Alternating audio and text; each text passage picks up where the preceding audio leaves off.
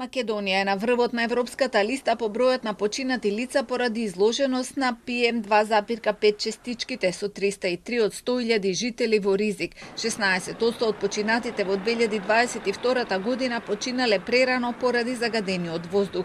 Висок е и процентот на лица со мозочен удар како директна последица на загадувањето. Добар воздух имаме најмногу 1,5 месец во годината и тоа само во Кучани и Миладиновци, потоа по половина месец во Охрид и на периферијата на Битола.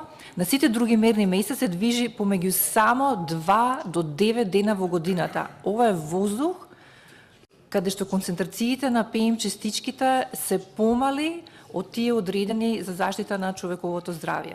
Екоактивистите велат дека најголем извор на загадување е сиромаштијата, односно грејењето на дрва и токсични материјали, но и рек Битола е детектиран како еден од најголемите загадувачи. Оджаците Б1 и Б2 и Битола Б3 емитувале 69.998 тони, односно 29.067 тони на сулфур диоксид, што е 10 пати повеќе од нивните индивидуални и дозволени граници. Еден од најголемите локални проблеми пак е немањето на еколошки инспектори. Законот дозволува меѓуопштинска соработка, но таа во пракса не се применува. Грижата се очекува на државно ниво, а таму има само 14 еколошки инспектори.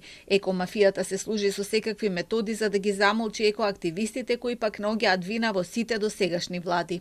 Криви сте сите политички фактори за загадувањето во Македонија, бидејќи вашата немарност и уби животната средина. Криви сте сите кои правувате со оваа земја за она што денес се случува со воздухот што го дишат граѓаните на Македонија. Криви сте за тоа што дозволивте нашите градови да се задушуваат, животната средина да се претвори во едно од најголемите еколошки прашања во Европа. Криви сте за вашата апатичност и неспособност да донесете одлуки кои ќе ги спасат нашите здравје и живот.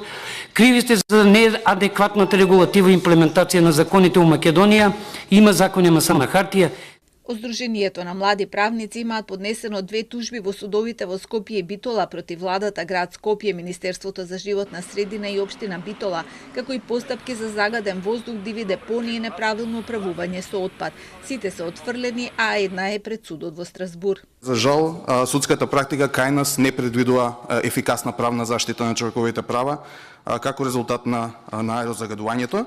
На надзорната расправа екоактивистите укажаа дека не може да се каже дека ситуацијата може да се промени веднаш, решенијата може да траат подолг период, но подитно треба да се почне од негде затоа што здравјето на граѓаните треба да биде на прво место.